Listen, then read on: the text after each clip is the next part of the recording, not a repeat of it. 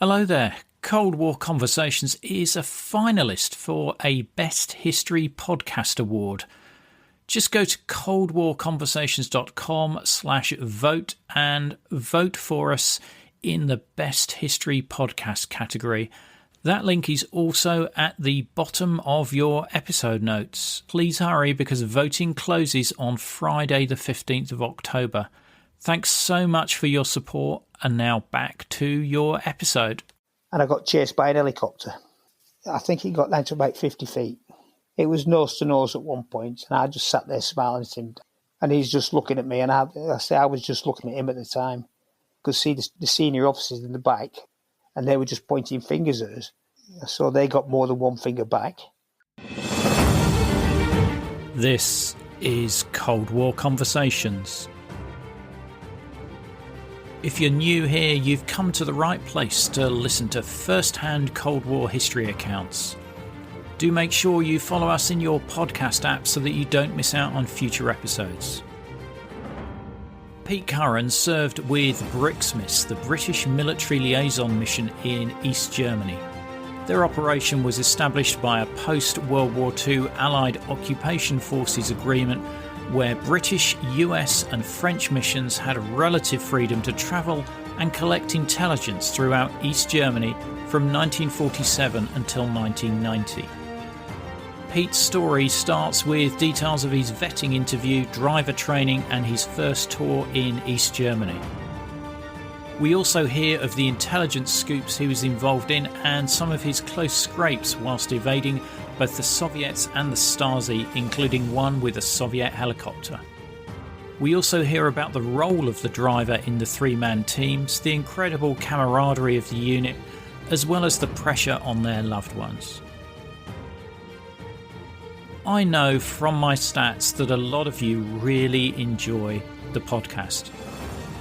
It is an absolute passion for me to save these stories from being forgotten and sharing them weekly for free for everyone to hear.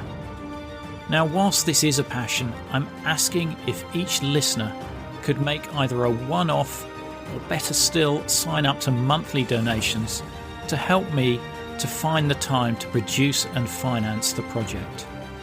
If you'd like to know more, just go to coldwarconversations.com/donate. If a financial contribution is not your cup of tea, then you can still help us by leaving written reviews wherever you listen to us, as well as sharing us on social media. It really helps get new guests on the show. So, back to today's episode. I'm delighted to welcome Pete Curran to our Cold War conversation. Just joined up as a driver. I did the normal 6 weeks basic training at RAF Swindon, and from there I was posted. I had to go to RAF St Athan for my trade training as a driver. How did you end up being recruited into BRIXMIS? I was stationed at RAF St Athan as a driving instructor, and something come through on the local orders. They were looking for special duties. Drivers for special duties, and I hadn't got a clue what it was, so I applied, and lo and behold, it ended up with BRIXMIS. I thought the first rule of being in the forces is never volunteer for anything, Pete. Yes, supposedly, but it was special duty. You never often saw this come up in orders, local orders about special duties, and I thought, well, I just fancied doing something different, so I went for it. What was your first interview with them like? It was 4 hours it took. It was a vetting interview, and they went through my life story from when I was a kid all the way through everything. It was painful to say the least, but I'm glad I did it.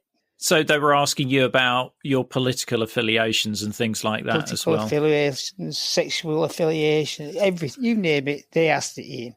And at that point, did you know what the unit was that you were interviewing for, or were they still keeping it sort of hush-hush? It was still kept stubborn. I still hadn't got a clue. So when did they do the big reveal and let you know what you were being recruited into? I just come through that I was I was being sent on a course to Ashford, an intelligence course, and my boss at the time at St. Athan says, "You know, you're going to BRIXMIS." And I said, "What the hell's BRIXMIS?" And he explained it to me. I said, "Well, it sounds interesting." He says, "You'll end up getting a medal out of it." Well, that didn't interest me at all. And I said, "Well, tell me about the job." He says, "I don't know what the job is." I said, "I don't know what you do there." He says, "But you will find it interesting." And that was it. Wow. You're sent off to Ashford. What is the training that they give you there? It was 4 weeks of learning all about Russian and East German equipment, uniforms, anything basically about the Russians. You know, the rollbacks, everything like that. And was the focus on the Russians, or were you also looking at, I mean, I guess the East Germans use the same kit, essentially? It was primarily focused on the Russians, but yes, we did cover quite a bit of the East German kit, obviously, because they were using the older Russian equipment. So in East Germany, the Russians always had the newer kit, where the East Germans was getting the hand-me-downs, basically. So we had to look at both sets. Were they teaching you any language skills as well? No, it was just mainly the officers that did that. The senior NCOs, I think they did a German course, but the officers went somewhere to do a full Russian language speaking course. Right, so they didn't even give you some of the basics, or not? No, not really, no. Luckily, one of my units was stationed that we used to go out to Germany quite a lot, and I did pick up some German, so I wasn't too bad. There was probably further training around evasive driving skills and stuff like that? Yes, I had to go to the Army Depot at Leconfield to do that. That was a 3-week course. That was very interesting as well, because it's obviously coming from being a driving instructor to doing evasive driving was completely two different things. The were ex-police driving instructors that instructed us on the course. So these are the same guys that would be training sort of raw protection people and drivers and stuff like that, I presume? Yes, they were, yeah. I don't know whether you can share with me sort of some of the, not necessarily the detail of what they were showing you, but, you know, what they were, you know, just something about what they were trying to show you how to do. Presumably it was, you know, handbrake turns and reversing quickly and stuff like that. I don't know. Yeah, we learned all that. The J turn, we call them J turns. They were handbrake turns, J turns, high speed driving in reverse. It was basically normal driving, but you had to protect the person in the back. So you never got too close to a vehicle in front if there was traffic lights, if roadworks. You always had a way to get out of any situation at any time. Because I guess the Stasi or the Soviet technique was to block you in so that you couldn't go forward or reverse. That's what they tried to do, yeah. Luckily, the conscripts weren't very good at doing it. So it was, at times they did manage to do it, but a lot of the time they didn't. The vehicles that you were using, I mean, what year was this that you were doing the training?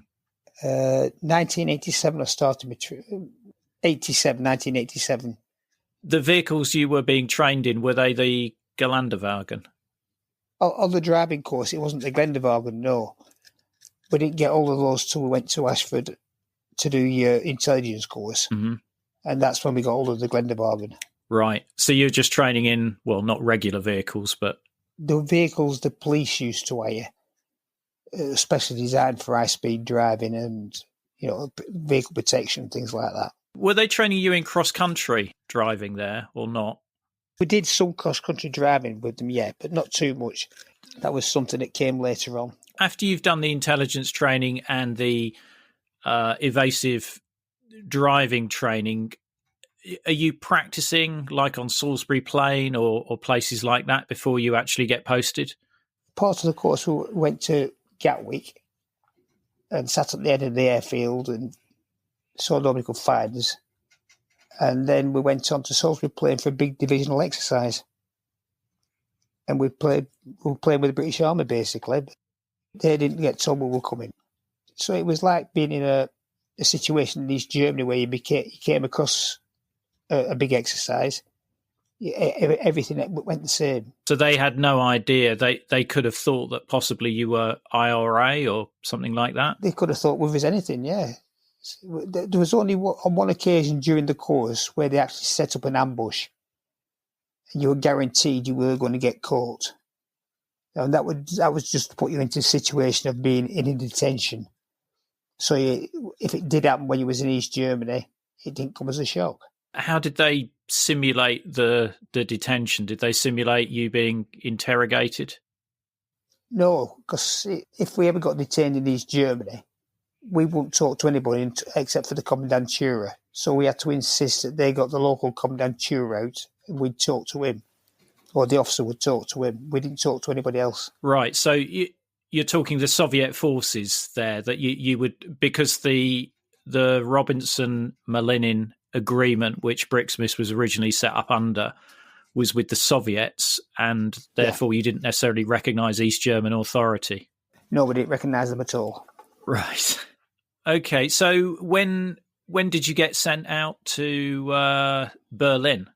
March 1988, I went out to Berlin. Right. Was that your first time in Berlin? Yes, it was, yeah. What did you make of Berlin? To be honest with you, Ian, I didn't see anything of it for the first 2 months. I got off the aeroplane at Gatto. I was took to my married quarter. It was supposed to be like 11 o'clock in the morning. Told I had to be in uniform and at HQ by 1. And somebody would pick me up and make sure I got there by 1 o'clock. And from there, it just started. So it wasn't till I got my first break that me and my wife managed to get out and get around Berlin. Right, so you were straight into it without any pause at all. Wow. Literally, it was, say, I landed in Berlin. That afternoon, I was in front of the Edge. And then the next day, it was doing a bit of local training. They took us out of the Glendeborg on the Grunewald. Did quite a bit of cross-country training, getting chased, things like that. And then the week after, I was out on tour. Wow. What did your wife think of being posted to Berlin with you? I think it was a great adventure for my wife, to be honest. We had 2 young children. Luckily, the eldest one went to school right at the end of where we were living, my married quarter. We made friends with the people in our block of flats. Well, she did. So I wasn't there much, but she made friends with them. So, yeah, I think she enjoyed it initially. I've heard from a number of people that Berlin was one of the most popular postings. Oh, it's a fact. Once I got to see everything, we got to go around Berlin. It was fantastic. Really, well, with the wall being up, it was a really clean city. And the Germans were very amicable towards everybody. We tried to speak German to them, and they tried to speak English back to us, and we got through all the time with them. It was really good. I managed to get to Berlin before the wall opened in May 1989. Yeah, I would say it's a similar sort of impression. It's a very clean city, and it was heavily subsidised from West Germany as well. Your first crossing across the Glienicke, is it Glienicke or Gleinicke? Glienicke Bridge. Glienicke, right. Everybody says it differently. I always pronounce it. I got hauled up by somebody the other day for pronouncing it wrong, and I still can't get it into my head what's the right pronunciation. I always used to say the Glienicke Bridge. Okay. Can you talk me through the first time you crossed the Glienicke Bridge? Yeah, I was taken across to the mission house by the on-call duty driver. The mission house duty driver, he did a week at a time at that. He came and picked me up, took me across, and obviously you don't know what to expect. And as we approached, he was explaining all the security backups the Russians had. So we had to approach a barrier, stop there. Then the cameras went on to us. You could see we were. The gate opened. We went through to another barrier. They actually opened that by hand. Then we went through to the hut where the Russian officer was sat. The guard came to us. He took our passes. We had to salute the guard, say spasibo, all this. He took the passes into the guard hut. He then came back out with a guard up with our passes, walked round the vehicle to check it, checked us against the passes, and then went through the same thing going back out the gate, through a manual barrier, then through an electric gate to get into Potsdam. The mission house was BRIXMIS's headquarters in East Germany. Yes, it was, yeah. And when you arrived at the mission house, what happened then? It was just a case of being introduced to the mission house warrant officer, Tony Hall, and being shown around Potsdam, what was there, what we could see. And then I stayed with the duty driver for 2 or 3 days so I could learn the ropes that the duty driver in the mission house went through. When they're showing you around Potsdam, it's not necessarily a sightseeing tour, but showing you where the Soviet barracks were and things like that. Well, you did have to drive past them, and so yeah, it would be a shame not to have a look at them as you're driving past. Exactly. After that, when is your first mission proper into East Germany? The first mission proper was the local tour about, I'd say, 2 or 3 days later. The local tour is one of the regular routes that BRIXMIS would do, isn't it? It was covered 365 days a year, the local area, but by all 3 missions. So you've been introduced to your officer, and I can vividly remember the first tour, but I can remember who I went out with and exactly where we went. Can you just talk me through that first tour and how it went? The first tour we went off, we did SATSCO and sidings, see if there's any Russian kit in the sidings or East German kit in the sidings. And we've been out 2 or 3 hours just driving round, and we decided to stop for a brew overlooking the sidings. And the tour officer always made the first brew. And he was always told when you had a brew, you have your window open. Never leave your window shut. Anyway, we got the brew going, and the tour officer made the brew. We all sat there. And about 2 minutes later, the Stasi found us and comes chasing after us. Unfortunately, I didn't open my window. So when I went to throw my brew out the window, it actually splashed all the way back over me. Which I thought was a very eventful start. So that's a pretty good lesson about keeping your window open when you're having a brew, wasn't it? All I could hear from the back was the tour officer wetting himself with laughter. So when you say the Stasi found you, how did they approach you? Did they try and box you in, or what were they doing? No, there's no chance of boxing us in. We're on a dirt track overlooking the sidings, and there was plenty of get-outs there, but it just come up behind us, and it just became a chase, basically. And he was in his little Wartburg, and he didn't have an open L. So the tour NCO said to me, play a game with him. Just keep slowing down, speed up, slow down, speed up. And we got back onto the main road and we just left him. Just drove away from him. So it's probably quite a good introduction for you. Oh, yeah, it was good fun. I enjoyed it. Let's put it that way. Yeah. So you're driving the Geländewagen. So that's got, I've heard it described in various different ways, but sort of like the James Bond switches. Yes, we had a little magic box in a console at the side of the driver. And can you tell us what the magic box did? I could isolate everything, all my electrics. So I could be in the night. I could be driving down the road. I just hit the switch. There'd be nothing. There'd be no lights, no indicators, no brake lights. I could isolate it so just one headlight, one rear light went out. So I become a motorbike. I could isolate my brake lights so they couldn't see me braking. It was just something special. We had automatic vehicles you can't start in gear. The Geländewagen it was adapted so we could start it in gear, so we could get away. So you had all these little switches, you could just bang them on and do what you wanted, basically. Were you also trained in taking photos or videos or anything like that? Yes, I was trained to do it, but you didn't often get the chance to do it. It was the tour officer was the main man in the back and did all the video with all the photographer.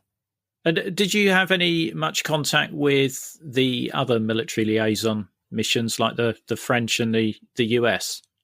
Not so much the French, but the Americans. At the end of every tour, we used to go to the American mission, and we used to fill a report in there, where we'd been, what we'd seen, and then we'd go back to the missions, back to Berlin. After every tour, we used to go back in, no matter what time, day or night. It could be 1, 2 o'clock in the morning. I'd have to spend 4 or 5 hours cleaning the vehicle, getting it ready for the next tour. Then we'd give it to the mechanics, basically, and then we'd just fill in a little form, and it would say ATI inspection, so that was an after-tour inspection, and any problems you had, and they'd get onto it straight away.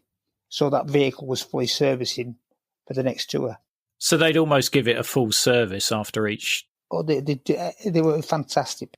There was a warrant officer around the section, an army warrant officer, but they were all civilians that worked under him, and they were fantastic. They could fix anything, them lads. Right. I could do with one of them for my car, but anyway. Oh, honestly, they were fantastic. Just anything, gearboxing, right. They'd have it in and out within a day, and that vehicle would be back on the road the next day. They were superb. Incredible. How long were the tours? I think some of them were multi-day, weren't they? Normally, you'd be 3 to 4 days. A normal tour didn't go any longer, but if we got into a situation where we were meeting a lot of kids, we would extend ourselves. And the longest I did was 7 days. Wow. I mean, did you have enough fuel to last that long? We used to carry fuel coupons with us, and we could go to any East German garage, fill up, and just give the coupons, which was supplied to us by the Russians. And was there fuel of a decent enough quality for your vehicle? Yeah, it seemed to work all right. Right. Because you always think with the two-stroke, Trabants and what have you, they were running on a lower quality fuel. Lower octane, yeah. Yeah. No, it worked out. Everything was fine. Obviously, we were out 7 days and the vehicle ran fine with it. And where did you stay overnight during those multi-day tours? In the Z-Platz is what we call them. Depending, if it was an army tour, you go away from the target we're going to look at the next day, and you find a nice piece of dense woodland, and you go into there. The tour officer and the tour NCO slept in a one-man tent outside the vehicle, and I slept in the vehicle. If it was an air tour, we'd camp very close, within 3 or 4 miles of the airfield, again in a wooded area. I'd just wait for the first flight in the morning, the weather ship to go up. Once you heard the weather ship go up, you knew then you had a couple of hours to get to your observation site for the first flight. How were your targets decided on? How did you? What was the process for deciding where you were going to go, or did you just receive a list and say drive here, here, and here? The first, the driver normally knew about it was the day before tour. As long as you weren't out tour, first you'd know about it was the day before, and you go up for a briefing. All the planning and everything was done by the operations room. So you had a major ops officer and a squad leader, Air Force officer, and they did all the planning depending on the current information they were getting. And it came down to the tour officer, tour NCO. They planned the routes. Then they got me up, and we'd go over everything again, the routes in, routes out. And I put my input in, especially then I've been to quite a few areas they hadn't been to. It was up to me basically to brief them a better way in, or, and things like this, escape routes, things like that. And if you were in a situation, was it your decision to go or leave, or was it the officer's decision? 90% of the time it was the driver's decision. If I thought it was going to be, it's going to get dangerous, there's going to be an incident, I got him out of it. And then afterwards we'd sit down, have a brew, and talk about why. And the driver was never wrong in a situation like that. The driver was always right. I had to keep them safe. I had to keep the vehicle safe, all the equipment was safe, and especially the tour officer to NCO safe. So, like I said, the driver was never wrong. If I decided we should be in that situation at that time, I got us out of it. Sorry, I keep saying it wasn't just me. There was 15 of us altogether, 15 drivers. So we all had that responsibility. Absolutely. Now, in some places, the NCO and the officer might leave the vehicle to go and look around somewhere. How did you sort of agree where you were going to pick them up or when you were going to pick them up on something like that? On certain operations, they both left the vehicle, left me the vehicle. Before that, we'd sit off and discuss what could happen and what, if something did happen, what we'd do afterwards. And it was a case of I'd go and drop them off, and if it was safe to do so, I'd just sit there and wait. Now, I could be waiting for 2, 3, 4 hours, depending on what they were doing. But if a situation arrived where I didn't think it was safe for me to sit there, and I might compromise the tour NCO, tour officer doing their job, I'd get out of it. But I always had a rendezvous point. So if the tour officer, tour NCO, they'd hear me start the vehicle, I'd make sure they could hear me start. And if they heard me start the vehicle, they knew I was going. So they knew then to go to the rendezvous point and we'd meet up there. The maps that you were using, I'm presuming they were pretty detailed then of East Germany. We knew every track in every wood near us, damn it. We used to do special tours, which we call mapping. If we hadn't been to an area for a while, they send somebody out to do a mapping. So you go out with a tour NCO and you go and find out what tracks went, what tracks didn't go. And when you got back to the HQ, all this information we got went onto this huge map that was up there. So that the next tour, if they were in that area, could look and see what tracks went. They were extremely detailed, these maps, extremely. I presume they were, they've been built up over the years of BRIXMIS operating. Oh, yes, they had. The actual map in the headquarters upstairs was in a semicircle. Basically, as you went round the corridor, it was a semicircle. The map covered, I'd say, 500-600 meters of East Germany on this map. And like I say, it showed everything. Are there any incidents that stand out for you in the tours that you covered? A good one I had, it was interesting at the time for us. We was sent to Halle, around the Halle area, and we'd gone on to a site. We got into a field. The one side, at the side of us was a river. On the other side of the river was a Russian training area. And we were sat there, and there was a 2S6 in the training area, just sat there doing nothing. And we sat there waiting for a while, see if it was going to do anything, because nobody had ever seen it operating, the 2S6. And what is a 2S6 for? It was anti-aircraft. 2 guns and 4 missiles. And we hadn't seen this operating. And the tour NCO and tour officer had got out and were having a bimble around, back and forth in this field. And I just kept looking at the 2S6, and all of a sudden it started operating. It was going up and down, turning, everything. And I tried to get hold of the tour officer, and I'm waving like that out the front window. I'm banging on my door, and he didn't hear it. In the end, I had to go out the cupola at the top and shout him to get back. And so they both come running back. They got in, and we got cracking videos of it actually operating. But after being there 20 minutes of doing the video and everything, the Russians appeared with a Gas 66, which was a 4-ton vehicle. And they came into the field, and obviously they'd seen us. So we decided we'd do a runner, and we got away from it. And we left the area completely. And we were going past another area, Russian training area. And lo and behold, there was a SA-11, surface-to-air missile battery. And again, this hadn't been seen up and running. It had been seen, but not doing anything.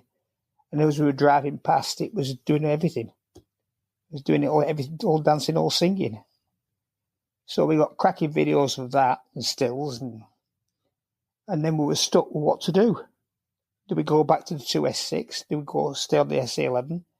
So in the end, we ended up going back to Potsdam. We had to get the duty driver then to drive back to Berlin, get the duty officer out to get advice on what to do. He came back and he sent us back to get the SA-11. But when we got back there, it had gone.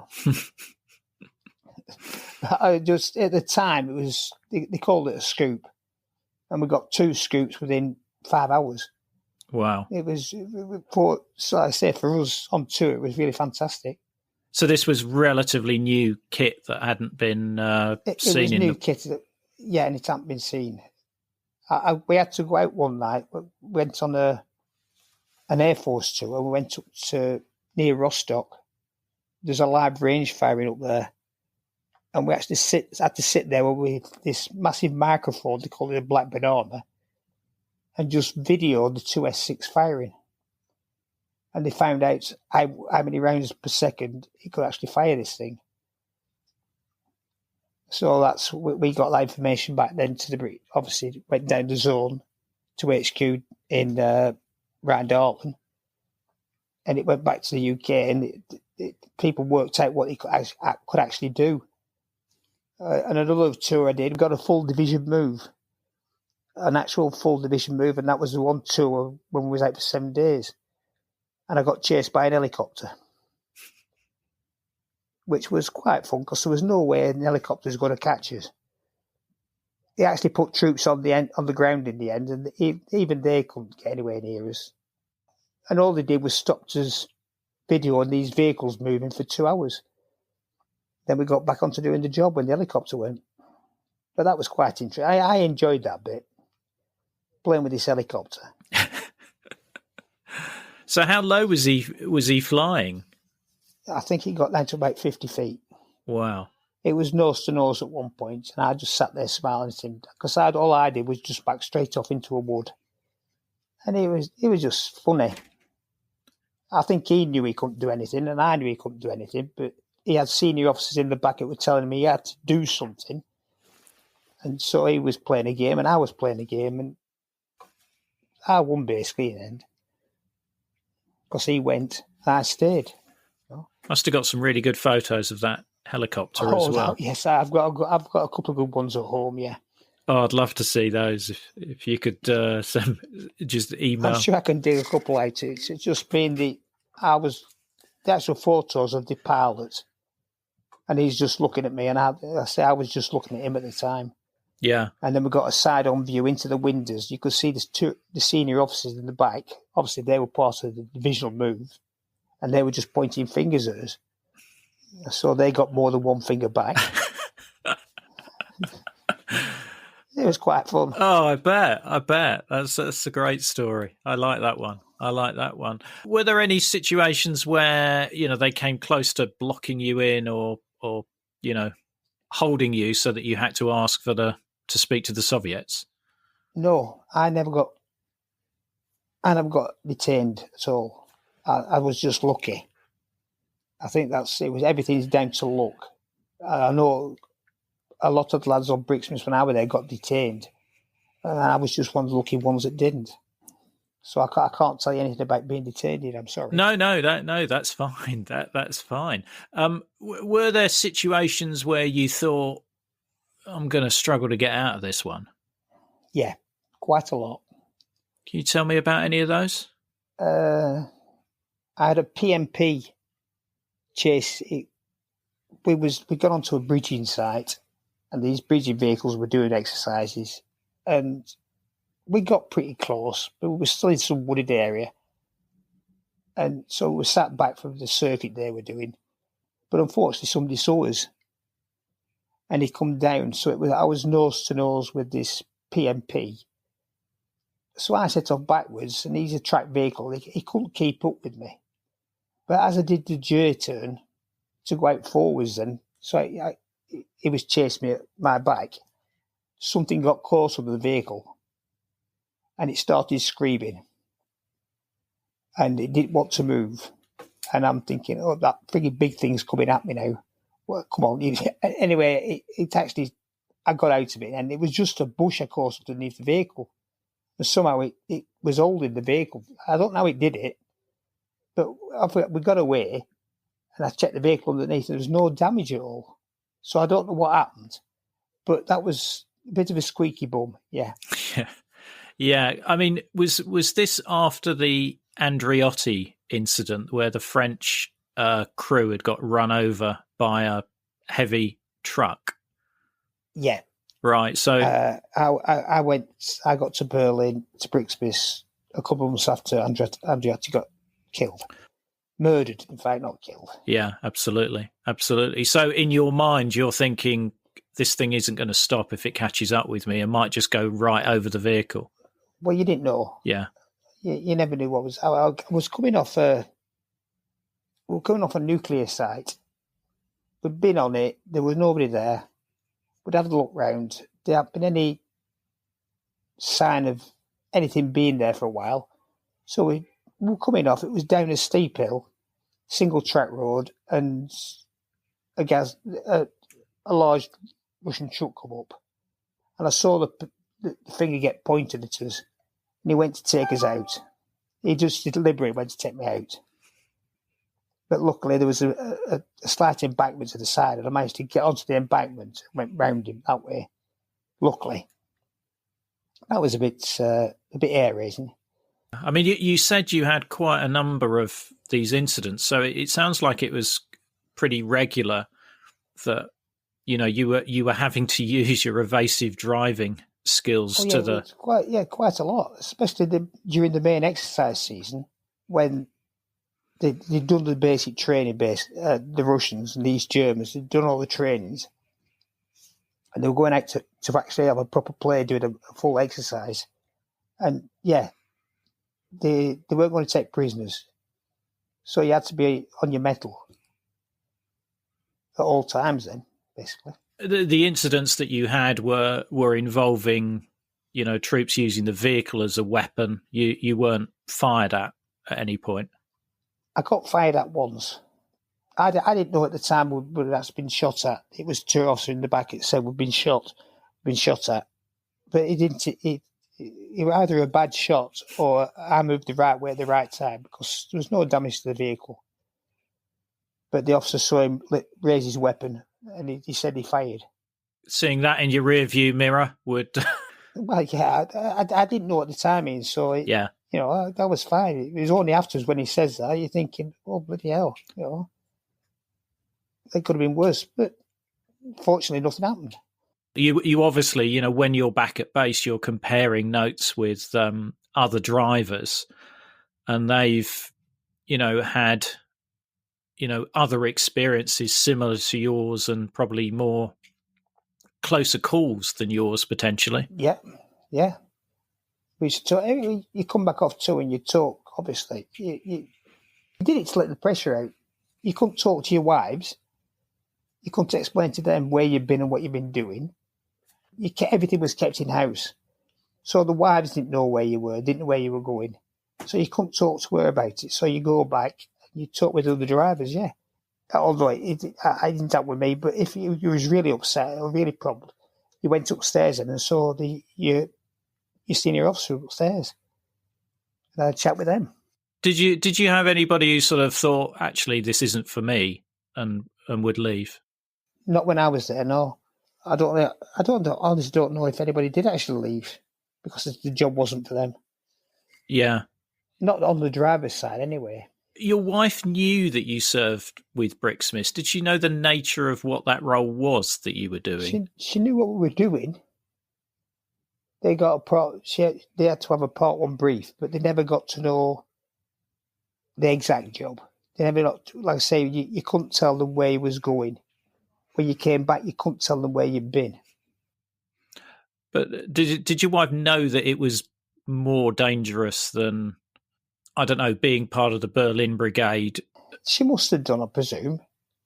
It was something you didn't talk to her about. You being away a lot, you do 12 weeks on, then you get 3 weeks off. So being away for them 12 weeks and not being home for more than 5 or 6 nights, then 3 weeks, then them 12 weeks, she must have been worried, yeah.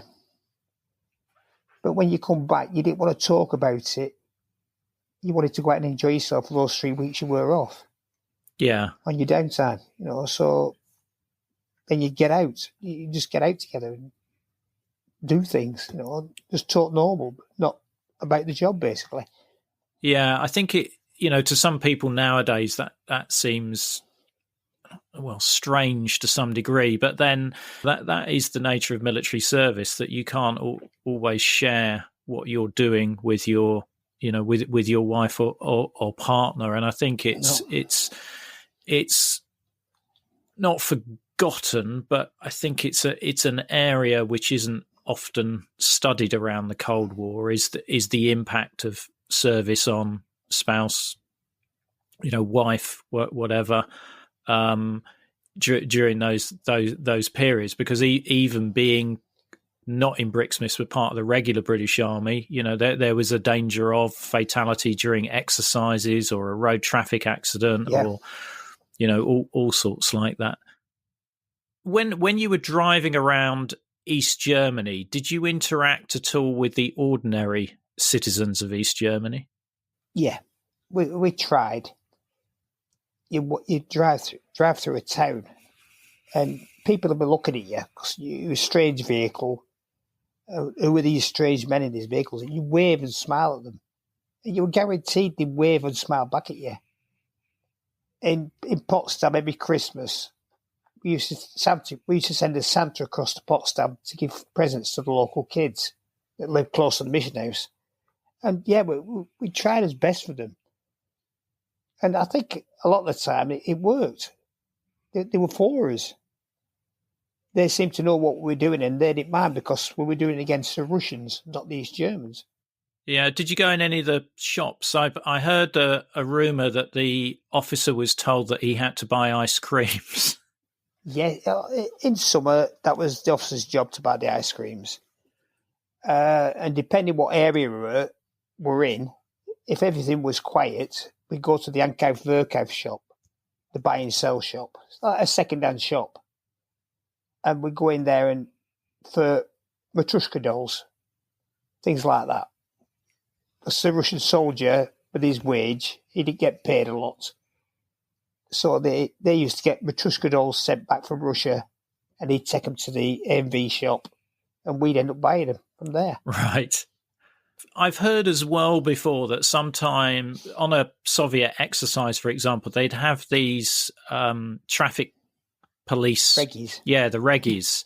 And they were often left on their own for a day or days. Hours on end, yeah. They were just driven there on a 7-ton truck, kicked out the back and told, you will stay there until we pick you up, basically. If it was quiet and there's not a lot of people, not a lot of traffic around, and there's no, obviously, other Russian vehicles around, we'd stop and have a chat with him. And we'd give him a packet of fags or, some sweets. We had any sweets on us, give him some sweets, and the tour officer would be yakking away in the back and sit. And a lot of the time, we found out when he was expecting the kit to move, to come past his area. It was very interesting with them, and they were quite friendly.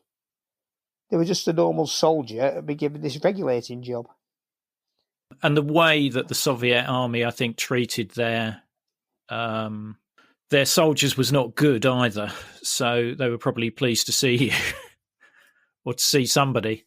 I think it was just a case of somebody talked to me. I've got a packet of fags here. It's fantastic. Yeah. Yeah. I would have thought this is pretty unlikely, but did you ever come across any UK civilian vehicles in East Germany? No. Not personally, no. On tours I was on, no. I know a couple of tours, they've come back and said we followed a British registered car or a BFG registered car, and they stopped them and said, "Where the hell are you going?" Ask them what they're doing. If it were a British registered car, you couldn't do anything, really say anything to them, because they were entitled to go into East Germany. But if it was a BFG car, you went and tried and stopped them to make sure they hadn't got lost and got off the corridor. And if they had, we'd take them back to the corridor and point them in the right direction. Yeah, because if you're coming through the transit route, the East Germans are timing you, aren't they, to make sure that you only had so many hours. Yeah. Where were you when the wall opened? The day before the wall come down, I was at Ashford. I was actually instructed on a new course there, on the next intake into BRIXMIS. And we travelled back up on the 10th of November. We travelled back to Berlin. And I was approaching the checkpoint as the wall came down. So I was actually on the corridor, just go back into Berlin when it all happened. And what was the scene at, so this was coming into checkpoint Alpha? Yeah. What was the scene at checkpoint Alpha? It was Alpha? Quiet. It was very, very quiet. You wouldn't know there was anything going on there. I think it was all happening in the centre, around Charlie, checkpoint Charlie. Yeah. And all that area, then Schlottenberg, the bottom end, near the Brandenburg Gate. When you arrived in Berlin, what was the situation at your headquarters? What was the mood there? It was one of what the bloody hell's going on, basically. Why is this happening? I had to go to a dining out that night. We got back and one of the RAF lads was leaving, so we dined them out. So we went down to the restaurant, we dined him out. Then as soon as we'd finished there, the lot of us shot down to the wall to watch what was going on. And what did you see down there? It was just pandemonium, It was these Germans just coming through anything. Any gate it was open, they were coming through it. The barbed wire, all got everything. They were just piling into the west. It was fantastic to see, but it was the end of. You knew then our job was going to be finishing soon afterwards. So it spoilt it for a lot of us then. So you knew that BRIXMIS had finished, basically. Yeah, it must have been somewhat bittersweet, because every BRIXMIS person I've interviewed have said they really enjoyed the role. And yeah, seeing something like that. I think if you talk to any BRIXMIS person, they'd say they'd go back and do the job now. Yeah. They loved it that much. We all loved that job. And also BRIXMIS was such an important part of, well, BRIXMIS, the US military liaison and the French military liaison, in terms of keeping what I say the Cold War cool, because by having you guys on the ground there, it was going to be difficult for the Soviets or the East Germans to put together some sort of surprise attack. No, because we knew, again, in the local area, when you went on tour, you drove past their reserve battalions, all the vehicle battalions. And if them vehicles weren't in, so you were talking within 2, 3, 4 miles, there was divisions worth of vehicles in these storage areas. If the vehicles weren't there, we wanted to know where were they? Why weren't they in their storage? And is something happening? So you knew if anything was going to happen, we knew it. We would find out. We would be the first to know. And obviously then we'd be back to Berlin and there'd be messages flying up and down that corridor back to GHQ and straight onto the UK. Prior to the opening of the Berlin Wall, were you seeing indications in East Germany of unrest? We were told we had to be careful going around Dresden and Leipzig, because I believe they were the two main areas for the unrest. But personally, I didn't see anything, Ian. And we did actually do a tour around Dresden, and we didn't see any problems at all around there. So it was a big surprise then when it happened. Yeah, I think it was. For us on BRIXMIS, yeah, I think it was. I was in the sergeant's mess at Ashford the day before, like I say, and they'd said something about the wall, and we just looked at each other and said, no, it's not going to happen. And the next day, obviously, we were travelling back and it happened. How did the role change after the wall opened? Mainly one of watching withdrawals, doing road watches for hours on end, just waiting for the Russians to start withdraw the equipment. And that is one of the most boring jobs you could ever do, Ian. Honestly, sat on a railway line, just two of you. You just did a 2-man tour for that. And you'd be there for 3-4 days, just waiting for a kit train. It was terrible. We had to do it to call withdrawals, see what had actually gone out of the country.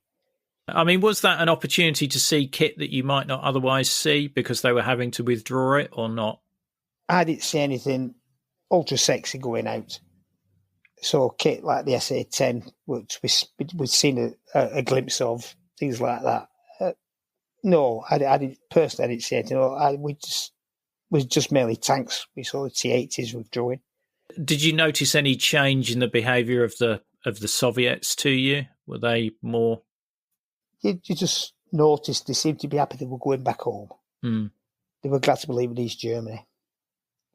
And were there less tales from the Stasi, or?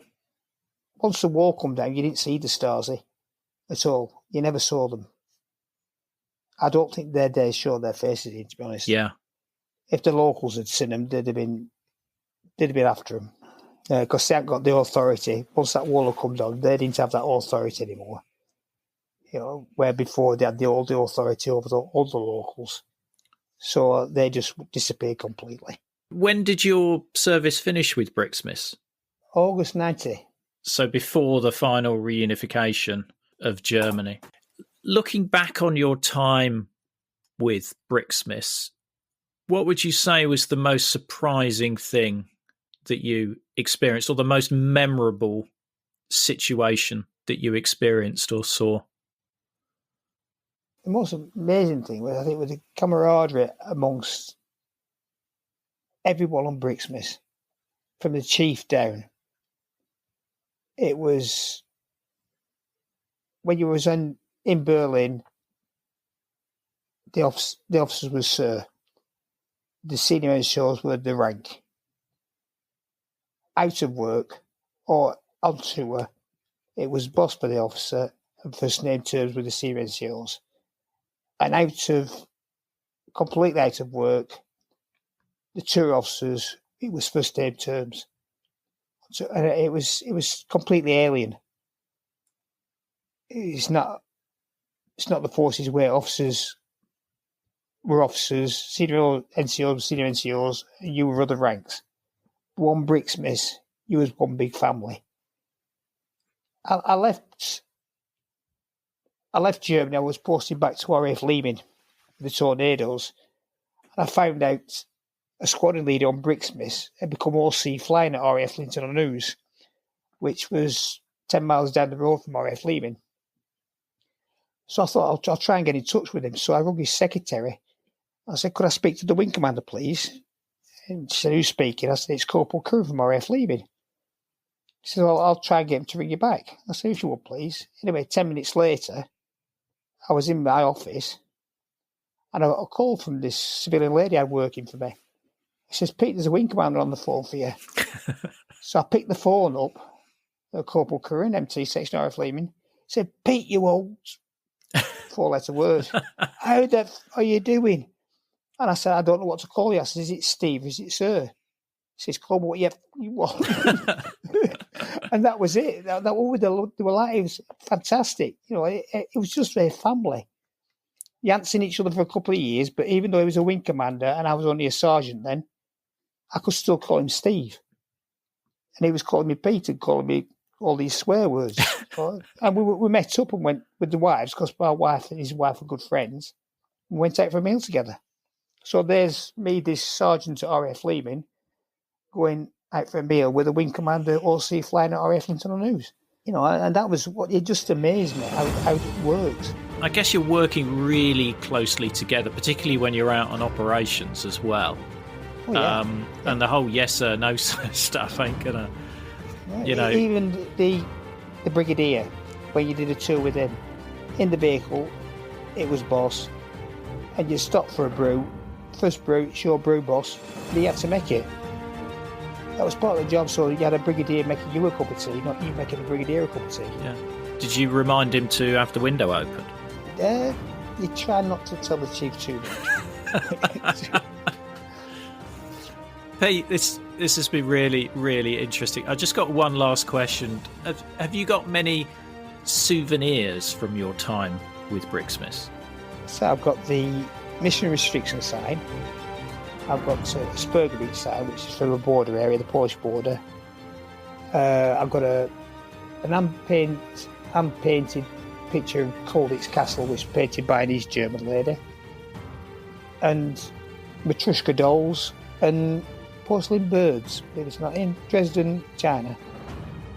Now, this show wouldn't exist without our generous Patreons, so I want to thank one and all of them for their support. You can very easily become a Patreon by going to coldwarconversations.com/donate. And you can also join our Facebook group where listeners just like you continue the Cold War conversation. Thanks very much for listening. It is really appreciated. Goodbye.